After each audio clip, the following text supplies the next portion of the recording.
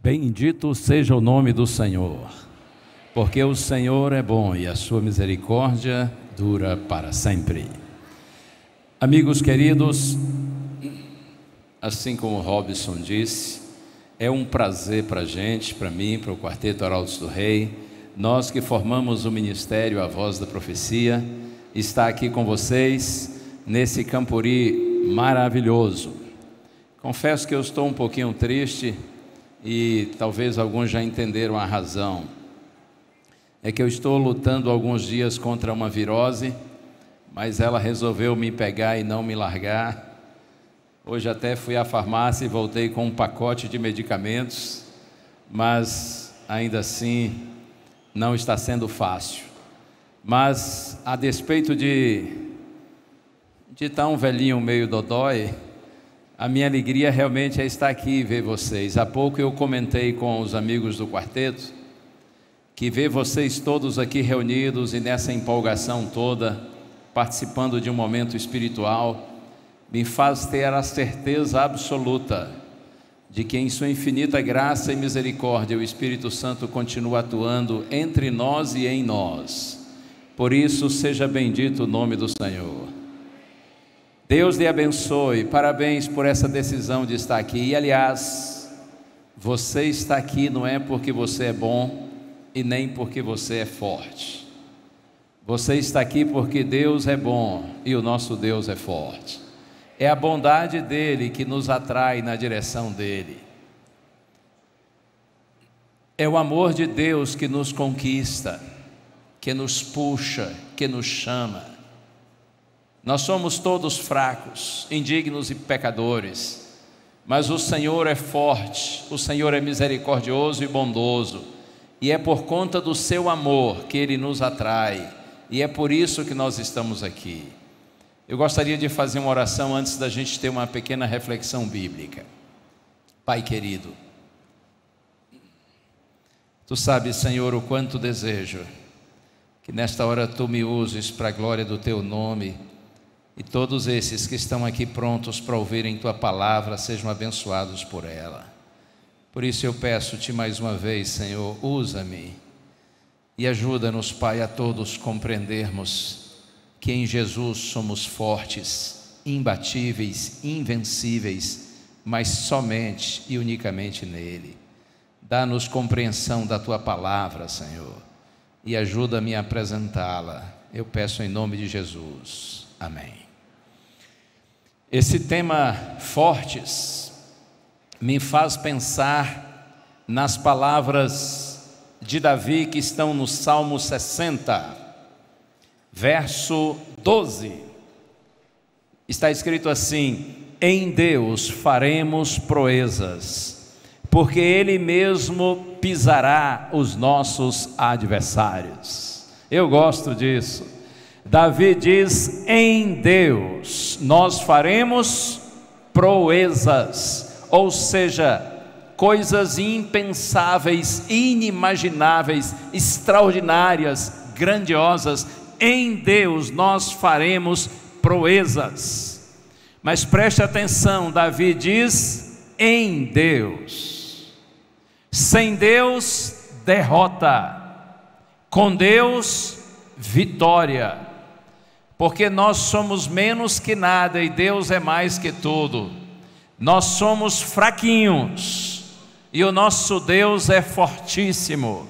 Em Deus faremos proezas. E Davi diz assim: porque Ele mesmo pisará os nossos adversários. Ou seja, se tem adversário contra você que está em Deus, você não precisa ter medo. Não é você quem pisa os adversários, é o Deus, o seu Deus a quem você serve. E olha que a pisada de Deus, hein? O pisão de Deus deve ser esmagador, porque Ele é muito grande. Em Deus faremos proezas, porque Ele mesmo pisará os nossos adversários. É Deus quem vence, quem derruba, quem destrói os nossos adversários. E você conhece a história de Davi. Primeiro livro de Samuel, capítulo 17, aquele momento de embate de Davi, quando ainda era um jovenzinho, contra o gigante Golias. Ele chegou ao acampamento dos filhos de Israel. Israel estava em guerra contra os filisteus e viu que o gigante filisteu Golias, de quase 3 metros de altura, estava desafiando um dos soldados de Saul para que viesse lutar contra ele. E durante 40 dias fazia isso, humilhando os soldados do exército de Israel. E quando Davi viu aquilo, ele disse assim: quem é esse incircunciso filisteu para afrontar o exército do Deus vivo? E aí alguém disse assim para o rei Saul: olha, tem um jovem que está disposto a lutar contra o gigante. E Saul disse: então manda ele para cá. E quando Saul viu Davi, disse assim: oh gente, tadinho dele, é só um garoto cheio de boas intenções. Saul disse assim para Davi: filho, você não tem condição de lutar contra esse guerreiro filisteu. Você é só um jovenzinho de boa aparência. Davi disse assim: mas eu sou pastor de ovelhas. Sim, mas o que tem a ver? Cuidar de ovelha é uma coisa, derrubar um gigante é outra. E Davi disse assim: mas eu já matei um leão e um urso que vieram pegar o meu rebanho. Deus me deu vitória contra o leão e contra o urso. E Saul disse assim: quer ir mesmo? Eu quero. Vocês conhecem a história. Colocou suas armaduras em Davi, Davi não conseguiu nem andar. E Saul deve ter pensado assim: tadinho. Mas é o único que tem. Quando o filisteu viu Davi, ele disse assim: ei, você está achando que eu sou um cachorro? Para você vir com um pau, um pedaço de pau aí, um cajado na mão? Davi tinha o seu cajado de pastor, um alforje, que era uma espécie de uma sacolinha, uma sacolinha assim, e uma funda, né, com as pedrinhas. Golias disse assim: você está pensando que eu sou um cachorro? Pois eu vou destruir você. Aí Davi disse assim: você vem contra mim com espada, com lanças, com escudo, mas eu vou contra você em nome do Senhor Deus de Israel, o Deus dos exércitos de Israel, a quem você tem afrontado. E saiba que hoje mesmo o Senhor entregará você nas minhas mãos, e todos saberão que há Deus em Israel. E aí a pedrada foi certeira. O grandão caiu e Davi pegou a própria espada de Golias e o matou. E naquele dia os israelitas venceram os filisteus. Quando Davi diz assim: em Deus faremos proezas, porque Ele mesmo pisará os nossos adversários, ele sabia muito bem o que estava dizendo. E aliás, quando você tem essa confiança em Deus e vive o que você prega, você influencia pessoas nessa mesma direção. No segundo livro de Samuel, capítulo 23, são apresentados nomes de 37 homens que ficaram conhecidos na história como os valentes de Davi. Vejam, eram muitos os seus soldados, depois que Davi se tornou rei de Israel. Porém, no meio desses soldados, 37 homens se destacaram a tal ponto que eles receberam o título de valentes de Davi. Sabe aquele tipo de sujeito que topa qualquer parada, que não tem medo de cara feia, pau para toda obra, madeira para toda construção? Esses camaradas eram fortes, eram guerreiros, e eles estavam dispostos a matar e morrer por Davi e por Israel. Por isso que eles são conhecidos como valentes de Davi. E aqui no segundo livro de Samuel, no capítulo 23, um desses valentes de Davi é mencionado. O nome dele, Eleazar. Olha só no verso 10, ele se levantou e atacou os filisteus até lhe cansar a mão e ficar grudada na espada. Naquele dia o Senhor efetuou grande livramento e o povo voltou para onde Eleazar estava, somente para pegar os despojos. O texto diz que ele se levantou, atacou os filisteus, até lhe cansar a mão e ficar grudada na espada. Certamente Eleazar era um sujeito fortão, preparado. A espada, apesar de pesada, era seu instrumento de trabalho, estava acostumado com ela. Mas nesse dia, está escrito que este homem lutou tanto por Davi, por Israel, que a sua mão ficou cansada, ele já não conseguia mais sequer erguer a espada. E mais do que isso, o texto diz que sua mão ficou grudada, colada no cabo da espada. Imagine isso, quanta luta, quanto esforço, ao ponto de não conseguir mais erguer a mão e ficar com a mão grudada no cabo da espada. Quando eu penso nessa situação de Eleazar, eu me lembro quando garoto, com 17 anos, eu saí do interior da Bahia, Vitória da Conquista, que é a minha cidade, para morar em São Paulo, estudar lá no NASP, fazer teologia. Eu era um jovenzinho, cheio de sonhos, e quando cheguei para morar no internato, foi designado que eu iria trabalhar na horta do colégio. Eu trabalhava um período, estudava outro e com isso ajudava a pagar os meus estudos. Eu nunca tinha trabalhado em horta, assim, agricultura, mas lá fui eu. De manhã fui para a faculdade de teologia e de tarde fui estrear lá no meu trabalho na horta. Quando eu estava indo para a horta, um rapaz me acompanhou e eu vi que ele trabalhava lá também. E eu disse: e aí, você trabalha lá na horta? Ele disse: sim. Eu falei: pois é, eu vou começar hoje. Ele disse: ah, legal. E aí eu disse para ele assim: é bom trabalhar lá? Ele disse: é, muito trabalho, mas é bom. Eu disse: o chefe é legal? Ele disse: é. Como é que ele se chama? Fumiaki. Eu falei: o quê? Fume o quê? Fumiaki. Eu falei: uau. Ele disse: é japonês. Eu falei: ih, problema. É que japonês é muito trabalhador, né? Muito assim, disciplinado, correto, empenhado. E eu pensei, deve ser um chefe muito exigente. Aí cheguei lá na horta. Isso era 1h da tarde. E eu, quando vi, me apresentei e disse: o senhor é o seu Fumiaki? Ele disse: sim. E você quem é?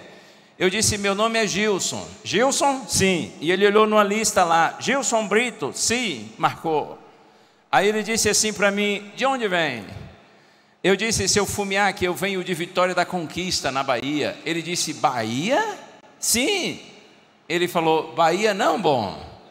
Eu disse: como assim? Bahia bom. Aí ele disse: não, não bom. Aí eu já comecei a ficar com raiva do japonês. Como assim não bom? Não, Bahia não bom. Eu disse: Bahia bom, seu Fumiaki.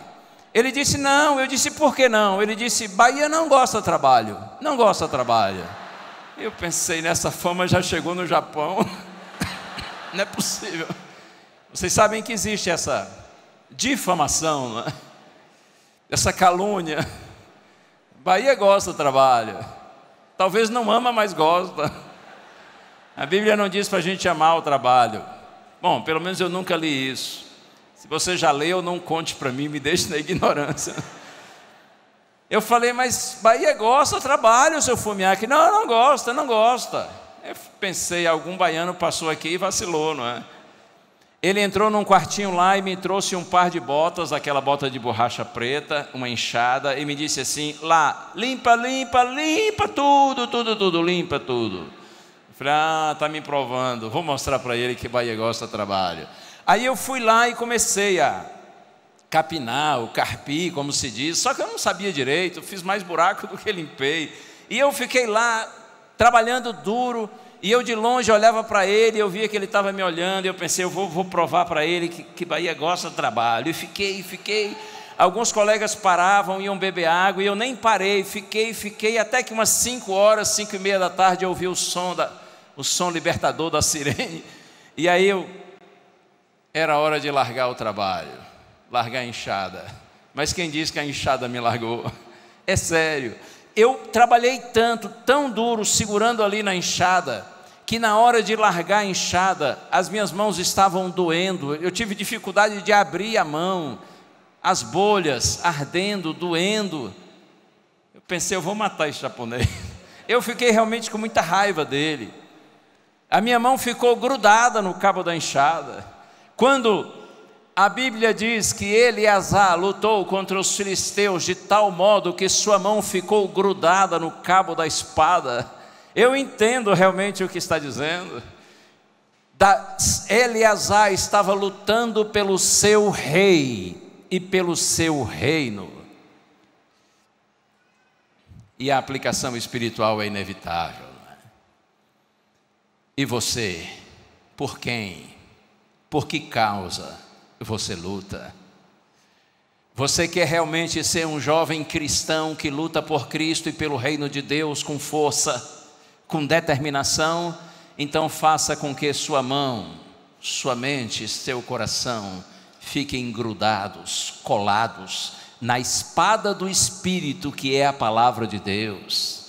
É impossível estar em Deus, com sua palavra na mente e no coração, e não vencer os inimigos, porque é a força de Deus que nos capacita, que nos habilita para a vitória. Louvado seja o nome do Senhor. Mas não se iluda, vida cristã sem Cristo é vida de fracasso espiritual, e é por isso que a gente tem tanta gente fracassada no sentido espiritual, muitas vezes até mesmo dentro da igreja, porque eles permanecem na igreja, mas eles não estão verdadeiramente em Cristo. A palavra de Cristo não está na mente, não está no coração deles. Eles vivem momentos de êxtase espiritual, mas eles não vivem uma experiência espiritual consistente de vitória contra o mal, contra o diabo e contra o pecado. A gente vive num tempo onde muitos se declaram cristãos, mas quantos cristãos vivem verdadeiramente em santidade? Viver em santidade é viver ligado àquele que é santo, é viver unido a Cristo. Gruda sua mão, sua mente, seu coração na espada do Espírito, como diz Paulo em Efésios capítulo 6, que é a palavra de Deus. E contra essa palavra não há poder na terra, fora da terra ou em qualquer lugar no universo que possa, porque a palavra de Deus é invencível. Louvado seja o Senhor. Eu poderia fazer aqui uma ilustração muito simples. Vamos imaginar que nós todos aqui somos todos daqui de Arapongas, tá bom? Somos adventistas todos daqui de Arapongas. Estamos aqui em nossa cidade, um belo dia, a gente recebe uma notícia. Isso é só uma ilustração. A notícia de que nós vamos ter aqui na cidade jogos assim esportivos, de várias modalidades, muita competição, muita disputa. E o pessoal aí da prefeitura, da Secretaria de Esportes, convida várias sociedades de jovens para participarem desses jogos. E o convite chega para a Sociedade dos Jovens Adventistas de Arapongas, e somos todos nós. E aí a gente pensa assim: vamos participar ou não vamos? Vamos, claro. Vamos interagir com outros jovens da cidade. E aí vem outros jovens de outras igrejas evangélicas, jovens de faculdades, de empresas aí da cidade, enfim, são várias sociedades de jovens representadas. A nossa Sociedade dos Jovens Adventistas. Ok, quais são as modalidades esportivas? Vai ter futebol, aí formamos logo o nosso time de futebol, masculino e feminino. Vai ter vôlei, vai ter basquete, outras modalidades. Detalhe, vai ter também luta de boxe. Aí alguém diz: não, no nosso caso a gente não vai boxe, mas a gente resolve que vai. Entenda, isso aqui é só uma ilustração, não vai, na prática não vai, tá bom? Mas é só uma ilustração. Nós vamos ter também um boxeador, representando a Sociedade dos Jovens Adventistas de Arapongas. E aí, no meio de 3.000 jovens, qual que nós vamos escolher? Aí olha para um lado, olha para o outro, quem que a gente vai escolher? Eu até tive uma ideia de um. O nome dele é Fernando Menezes. Alguém sabe quem é Fernando Menezes? Está por aí? Onde é que está o Fernando Menezes? Será que está por aqui? Cadê o Fernando? Opa, apareceu, olha aqui. Muito bem, jovem. Olha aí, o que vocês acham se esse jovem foi escolhido para ser o nosso boxeador? Bom ou ruim? Bom? Vamos apostar nele? O que vocês acham do tamanho dele? Eu não gosto de ficar perto dele porque a grandeza dele ressalta a minha pequenez. Mas tá bom, não tá? Tá bom, senta lá então, grandão. Escolhemos Fernando Menezes para ser o nosso boxeador. Tem estilo, é forte, é grandão. Fica aí no piano, fica aí, não é o nosso boxeador. Ok, quando o Fernando recebe a notícia, ele toma um susto e diz assim: não, peraí, eu sou cantor, não sou lutador. Mas a gente diz para ele: vai lá, a gente precisa de um representante, a luta ainda vai ser daqui 3 meses. Até parece, né? Até parece que é tempo para se preparar para uma luta de boxe. Mas ele se empolga. Aí a gente, quando vai saindo cedo de casa, a gente já vê o Fernando correndo aí pelas avenidas de Arapongas. Depois ele vai para a academia malhar, e ele fica pensando assim: eu vou representar a sociedade de jovens de Arapongas, eu não posso decepcionar, eu nunca lutei boxe, mas eu vou lutar e vou vencer. E aí depois que ele sai da academia malhando, ele vai para uma outra academia específica de boxe, e fica dando murros, não é assim? Aquele, como é que chama aquilo lá? É um saco, murro no saco, fica dando murro naquele saco. Bom, fica batendo forte. E aí, sabe o que acontece? O tempo vai passando e o Fernando vai ficando cada vez com um peitão mais largo e a cinturinha fina. Levanta aí, vamos ver como é que tá. Murcha essa pança. Aê, fortão. Não, é fortão. Uma salva de palmas, é fortão. Ele tem futuro. Tá bom. Chegou o dia da luta. Várias modalidades: futebol, vôlei, basquete, mas o que nos importa agora é o boxe. Estamos aqui na arena. Aqui em cima está o ringue. E nós estamos todos na arquibancada, na expectativa da vitória do Fernando, nosso representante. E aí, de repente, o primeiro dos lutadores que é apresentado, Fernando Menezes. Chegou o homem. A galera se empolga. Tá tudo certo. O Fernando tira o seu, aquele que geralmente os boxeadores chegam assim com um roupão, não é? Roupão cheio de patrocínios, super bom, Novo Tempo, Igreja Adventista, misericórdia. Não é possível que depois de velho vão me mandar embora, né? Isso é só uma ilustração, isso nunca vai acontecer. Aí ele tira o roupão, e aí bate no peito e a galera toda animada. Ele está assim como eu estou de frente para vocês, empolgadíssimo, recebendo energia positiva. Mas de repente ele ouve e vê todo mundo fazendo assim. É que o adversário acabou de entrar no ringue lá do outro lado. Quase 2 metros tem o nosso boxeador, só que o adversário tem quase 3.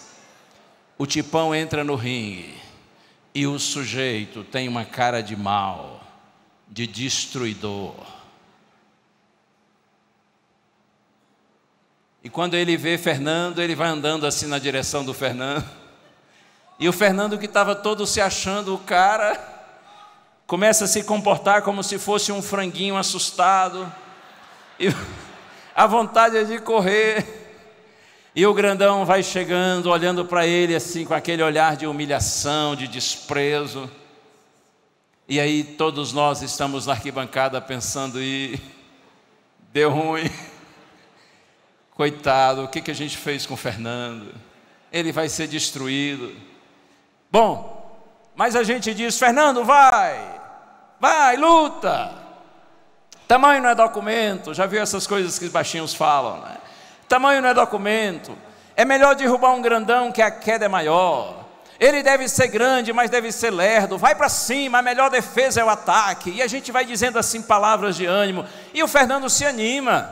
E aí, é o gongo, sou o gongo, não é assim que fala? Sou o gongo, começa a luta. E aí Fernando parte para o ataque. O grandão está lá, enorme. A luva dele tem, a mão dele com a luva de boxe, cerca de 50 centímetros assim de diâmetro. É enorme, Mas Fernando vai para cima e começa a dar uns golpes no abdômen, e ele pensa assim: de fato ele é grandão, mas é lerdo, eu vou vencer. E pá, pá, pá, pá, pá, bate, bate, bate, só que o grandão nem se mexe, até que o grandão resolve dar um soco só, e gira assim, pum, no queixo, pá, Fernando cai, e já começa a gemer de dor.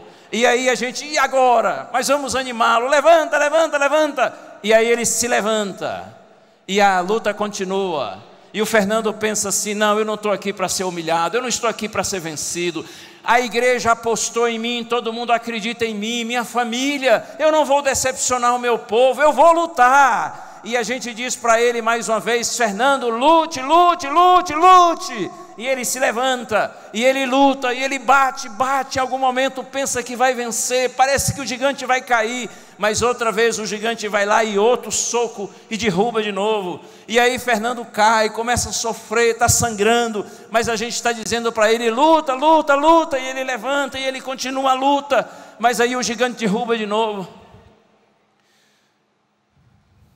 Quantas vezes é assim, não é? Quantas vezes você já tentou derrubar o gigante ou os gigantes, e até se empolgou em algum momento achando que estava tudo ficando bem, mas de repente você volta a fazer tudo de novo de errado, volta a se sentir humilhado de novo na lona, no chão.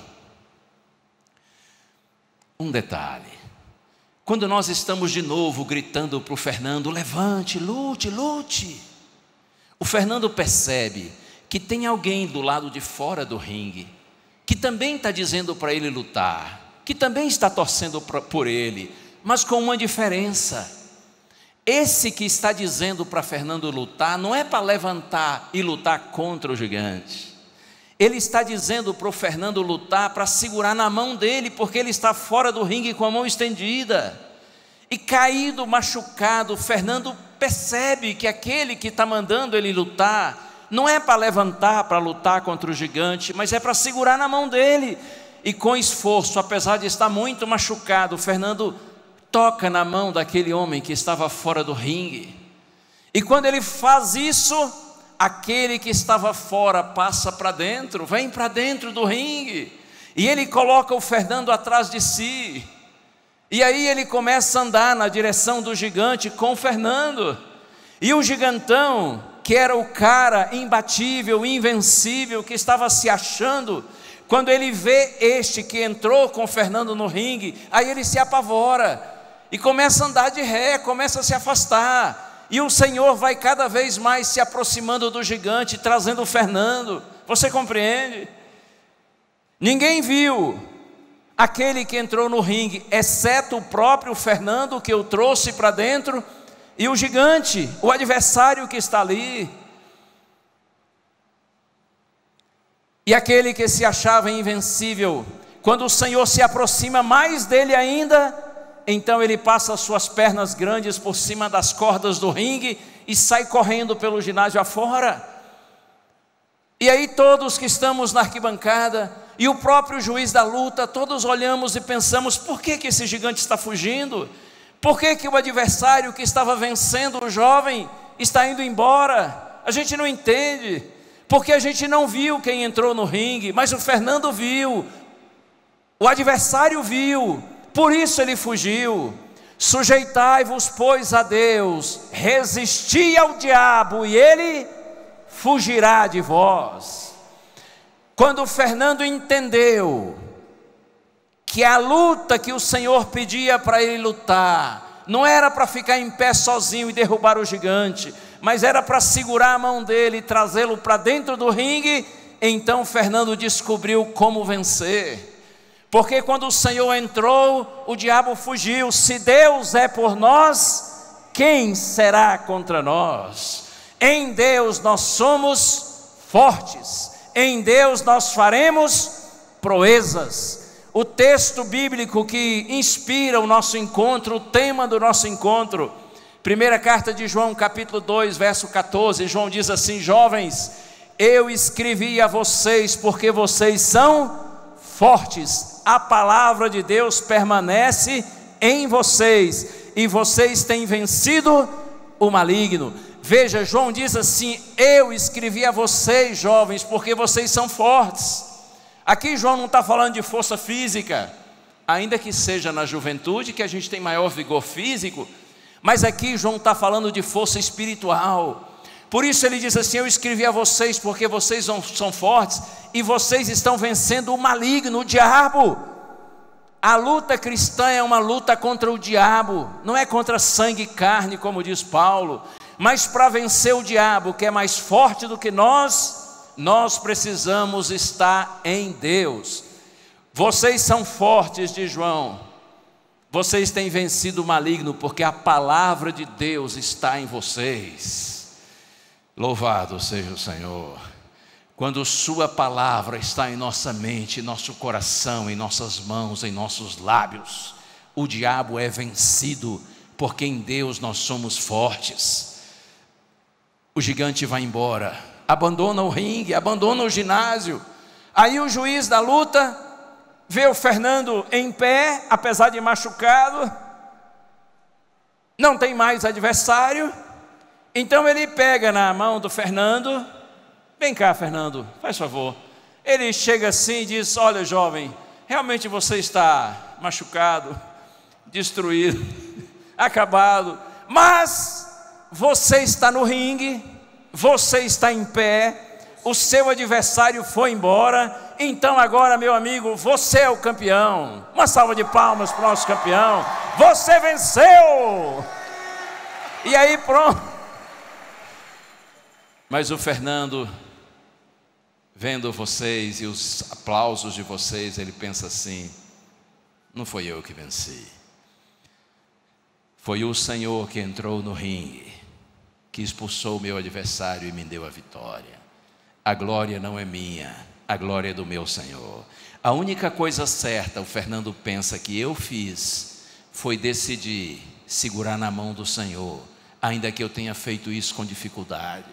Mas quando eu consegui segurá-lo e permitir que ele entrasse no ringue, o Senhor me deu a vitória, a glória dele. É assim, não fique lutando sozinho, você só vai perder, você só vai se frustrar. Você poderá ter algumas vitórias, alguns momentos de êxtase espiritual, mas você não vai viver em santidade, não vai ser verdadeiramente feliz na vida cristã. Apegue-se a Jesus, ainda que com dificuldade, não largue a mão dele, e a sua vitória é certa em Cristo. E por falar em vitória em Cristo, nós vamos ter agora o primeiro batismo desse nosso Campori de jovens. E é com muita alegria que eu quero convidar aqui o pastor Willy Rafael para que traga o Mateus e a Amanda. Vamos recebê-los com a salva de palmas carinhosa. Eles são bem jovens, mas já estão noivos. A coisa é séria. Vai ter casamento já planejado para dezembro. E eles estão muito felizes, porque nessa hora vão revelar o seu amor a Cristo através do santo batismo. A Amanda, ela conheceu a nossa igreja através de um livro missionário que lhe foi dado por duas amigas adventistas. Lendo esse livro missionário, a Amanda sentiu o desejo de estudar mais a Bíblia e conhecer a nossa igreja. Então ela foi à igreja, por sinal era uma igreja pequenininha, mas olha um detalhe curioso. O pastor Willy me disse que nesse domingo à noite, quando pela primeira vez Mateus e Amanda foram à igreja, quando eles estavam chegando, o pastor Willy estava estacionando o carro dele. E ele viu os dois jovens se aproximando da igreja e ele pensou assim: a nossa igreja tem tão poucos membros, praticamente não tem jovens, como seria bom se esse casalzinho fosse para a igreja. E aí quando ele terminou de estacionar o carro, ele viu os dois entrarem na igreja, não é, pastor? Ele pensou assim: que coisa, estão vindo para a igreja. E aí eles se conheceram lá, e o irmão Ismael, começou a estudar a Bíblia com Mateus e com Amanda, e o resultado está aqui. O pastor Willy está pronto para batizá-los, e eles estão felizes porque encontraram o Senhor por meio da sua palavra e da sua igreja. Deus abençoe vocês. São jovens lindos, têm um futuro maravilhoso pela frente. Deus abençoe no batismo, no casamento, que vocês tenham muitos filhos. Amém? Ela falou amém, Willy. Ela está animada, Mateus. Vocês sabem que antigamente era comum, não é? O pastor ou o padre dizia assim: que Deus abençoe vocês com a família grande, muitos filhos. E o casal dizia amém, saía feliz. Hoje, se o pastor falar assim, é perigoso alguém até apedrejar. O casal geralmente fecha a cara, porque a gente normalmente não quer muitos filhos mais, né? A vida está complexa. Deus abençoe. Vamos batizá-los, pastor. Queridos Mateus e Amanda, nessa hora nós, pastores, cumprindo a missão para a qual nosso Senhor nos chamou, com alegria em nosso coração, para que vocês sejam fortes em Deus, para que vocês vençam o mal com o bem, para que a vida de vocês seja para a glória do Senhor, e um dia vocês tenham um lar feliz, estabelecido sobre a rocha dos séculos, que é Jesus. Agora nós, pastores, lhes batizamos em nome do Pai, do Filho e do Espírito Santo. Amém.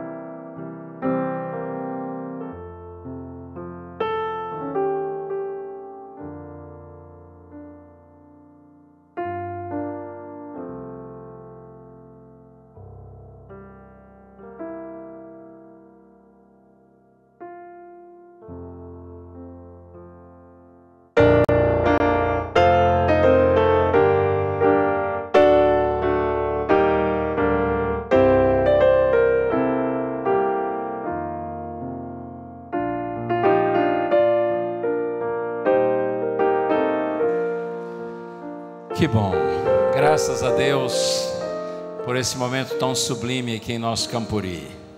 Eu pedi o quarteto para cantar agora uma canção que é um dos clássicos desse grupo musical. Você conhece? Você é convidado a ouvir e cantar com a gente. A mensagem é clara, é direta. Se o Senhor não for o Senhor da sua vida, não estiver em primeiro lugar na sua vida, você será vencido, derrotado. Não se iluda. Porém, se você estiver em Cristo e Cristo estiver em você, e o Senhor for o primeiro na sua vida, então você vai vencer. Porque o nosso Deus não é Deus de derrota e sim de vitória. Eu quero pedir a você para ouvir essa canção com muita atenção. E que Deus siga abençoando Mateus, a Amanda. Obrigado, pastor Willy. Deus abençoe vocês todos. Por favor, ouça essa música com atenção. Cante se quiser, mas pense na mensagem. Jesus, se não for o primeiro, você está derrotado. Não se iluda, porque você é fraco. Mas se Jesus for o primeiro, a sua vitória é certa, porque Jesus é forte, e é a força dele que se aperfeiçoa em nossa fraqueza e nos faz mais que vencedores.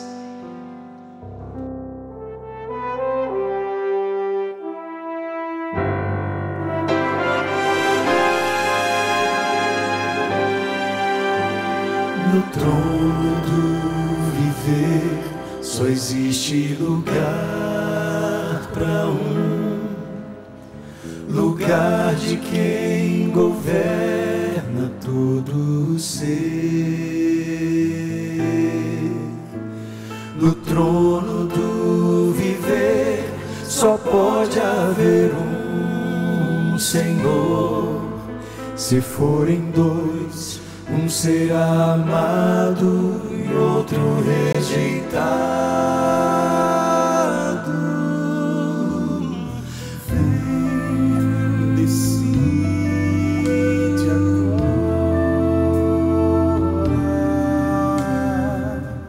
quem vai ocupar seu coração. Mas lembre, se ele não for o primeiro em seu coração, então já não é mais nada, não passa de uma ilusão. Mas se ele for o primeiro, o seu companheiro, motivo do seu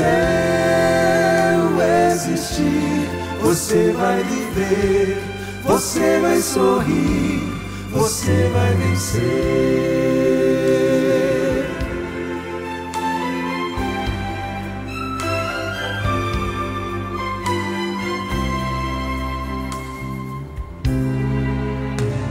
Um novo dia vai nascer pra você e pra mim.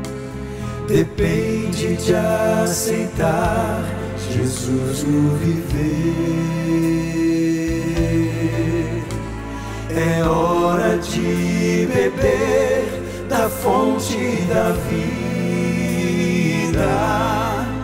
Você verá, em Jesus existe plena alegria.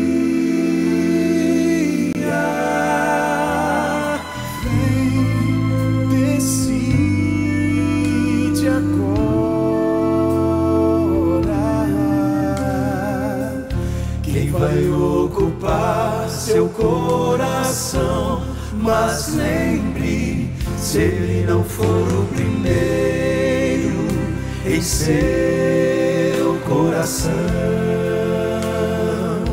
então já não é mais nada, não passa de uma ilusão. Mas se ele for o primeiro, o seu companheiro, motivo do seu existir, você vai viver, você vai sorrir, você vai vencer. Não há batalha perdida com Cristo. Ele mesmo triunfou lá na cruz.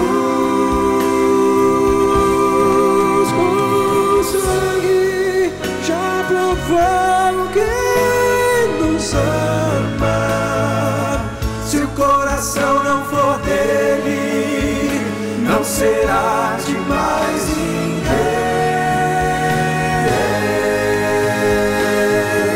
Se ele não for o primeiro em seu coração, então já não é mais nada, não passa de uma ilusão. Mas se ele for o primeiro, o seu companheiro, motivo do seu existir, você vai viver, você vai sorrir, você vai vencer, você vai viver, você vai sorrir, vai vencer.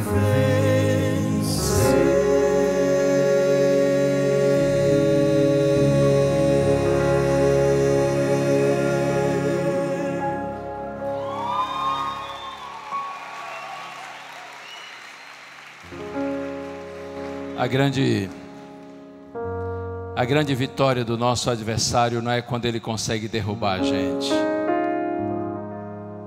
mas é quando ele nos convence que somos um caso perdido.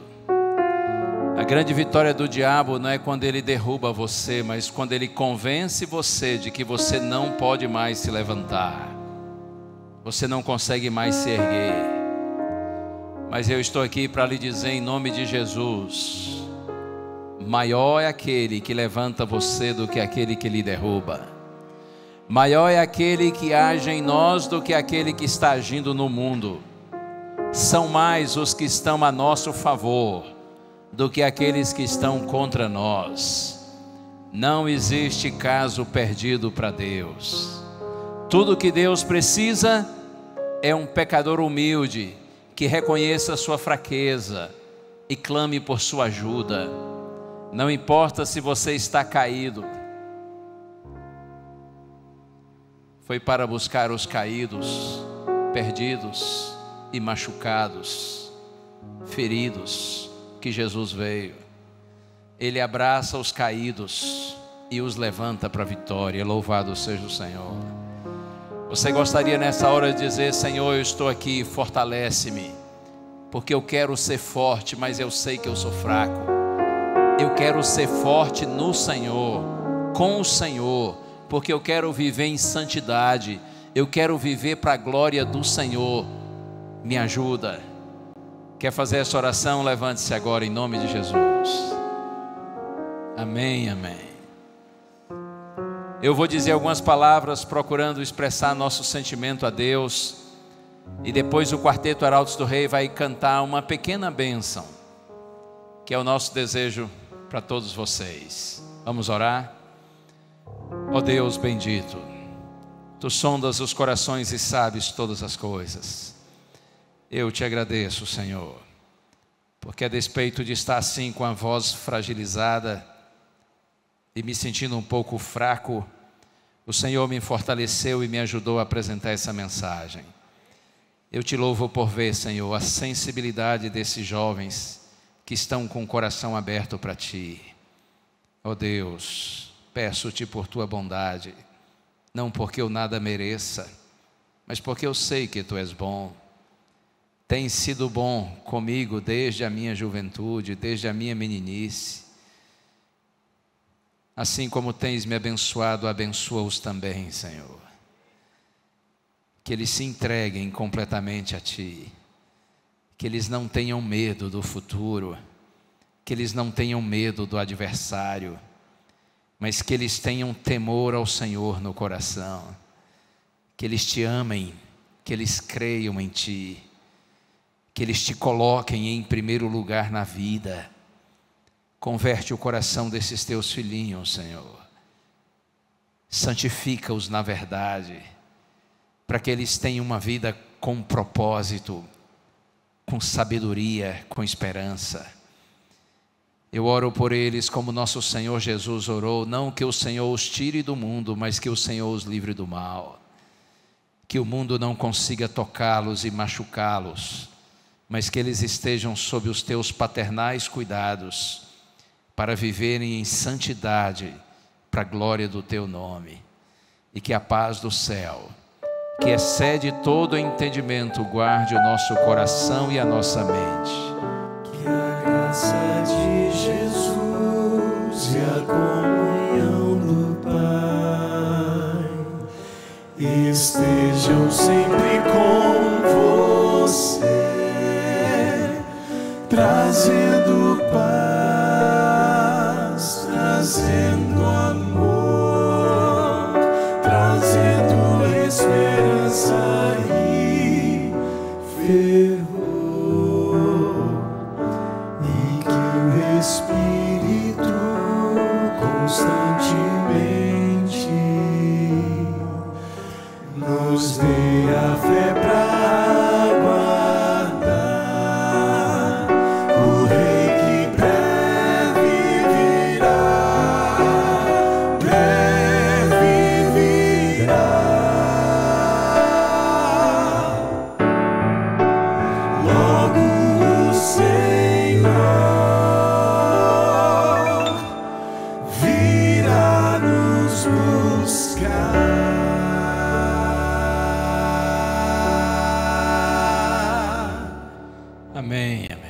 Um prazer para mim, para o quarteto estar com vocês. Deus os abençoe. Para terminar, como a gente costuma fazer no programa A Voz da Profecia na TV Novo Tempo, não se esqueçam do que nós cantamos e pregamos, porque a voz é nossa, mas a palavra é de Deus. Um abraço, um beijo no coração, a gente se vê.